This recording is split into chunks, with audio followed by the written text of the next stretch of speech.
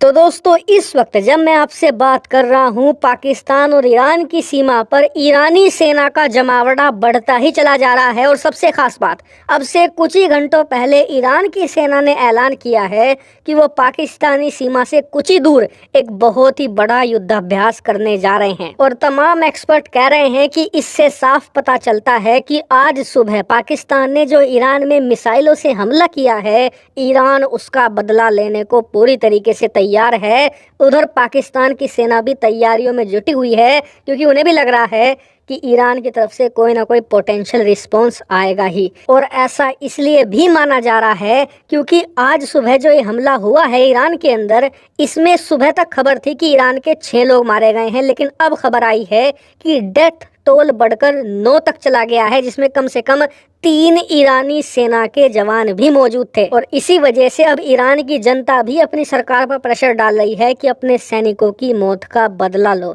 यही कारण है कि ईरान पाकिस्तान की सीमा पर सैनिकों की संख्या बढ़ा रहा है, क्योंकि उन्हें पता है कि अगर वो रिस्पॉन्स में कोई भी कार्रवाई करेंगे पाकिस्तान पर, तो इससे युद्ध शुरू होने की पूरी संभावना है। और इसीलिए ईरान पहले से ही तैयारियों में जुटा हुआ है। यानी कि एक लाइन में सिचुएशन को समअप किया जाए तो ये कह सकते हैं कि पाकिस्तान ईरान की सीमा पर टेंशन अपने ऑल टाइम हाई पर चली गई है और यहीं पर भारत की एंट्री होती है। दरअसल आप में से भी कई लोग और सोशल मीडिया पर भी ये कहा जा रहा है कि ये भारत के लिए बेस्ट मौका है पीओके लेने का। पाकिस्तान इतना बुरी तरीके से पहले कभी नहीं घिरा और इसीलिए अगर पाकिस्तान ईरान के बीच में एक छोटा युद्ध भी शुरू होता है तो इधर से भारत को पीओके पर हमला बोलकर उसे वापस ले लेना चाहिए, क्योंकि पाकिस्तान उस समय सबसे ज़्यादा कमज़ोर सिचुएशन में होगा। और कई लोग तो ये भी कह रहे हैं कि हमें इस मौके को ग्रैब करना चाहिए, इससे भुनाना चाहिए, क्योंकि इतिहास शायद हमें ऐसा मौका दोबारा ना दे। वहीं इसके विरोध में ये बात कही जा रही है कि भारत को इस वक्त पाकिस्तान के खिलाफ ना तो किसी प्रकार की सर्जिकल स्ट्राइक करनी चाहिए,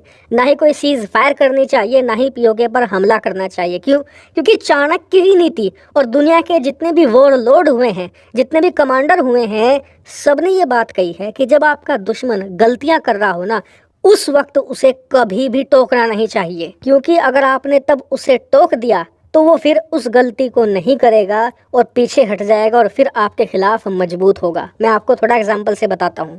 ईरान के खिलाफ जो गलती आज सुबह करी है ना पाकिस्तान ने, इसे सुधारने में कम से कम 5 साल लगेंगे, क्योंकि ईरान के साथ इनके संबंध बुरी तरीके से बिगड़ चुके हैं। और इन्होंने ईरान के साथ जो इनकी बॉर्डर अभी तक शांत पड़ी हुई थी, जहां इन्हें सैनिक तैनात नहीं करने पड़ते थे, ध्यान नहीं देना पड़ता था, वो अब बहुत ज़्यादा अनसिक्योर हो चुकी है। और इतना ही नहीं, अगर यहाँ पर युद्ध शुरू हो जाता है, भले ही एक छोटा युद्ध हो, उसके बाद तो ईरान पाकिस्तान के संबंध आने वाले 1 दशक तक, यानी कि 10 साल तक भी ठीक नहीं हो पाएंगे। इतना ही नहीं, दोनों देशों में कड़वाहट इतनी ज़्यादा बढ़ जाएगी कि फिर भारत कोई कार्रवाई करने की कोशिश करता है पीओके में, उसके बाद ईरान भारत का साथ दे सकता है। और इसीलिए इस वक्त भारत को चुप बैठकर बस तमाशा देखना चाहिए, क्योंकि अगर हमने गलती करते हुए अपने दुश्मन को टोक दिया, मान लीजिए एक छोटी सी सर्जिकल स्ट्राइक कर दी या पीओके पर हमले की प्लानिंग भी बना ली, तो उसके बाद ये ईरान के साथ कोई भी युद्ध नहीं करेंगे। भले ईरान इनके ऊपर 1-2 स्ट्राइक और कर दे,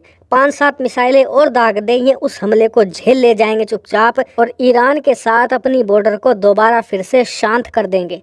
तब भारत के हाथ से जो लॉन्ग टर्म प्लानिंग है वो छूट जाएगी। इसीलिए भारत को इस वक्त शॉर्ट टर्म का फायदा नहीं देखना चाहिए, लॉन्ग टर्म का गेन देखना चाहिए। हालांकि मैंने आपको दोनों सिचुएशन बताई है, आपका इस पर क्या मत है कमेंट करके बताइएगा। Thank you very much for watching.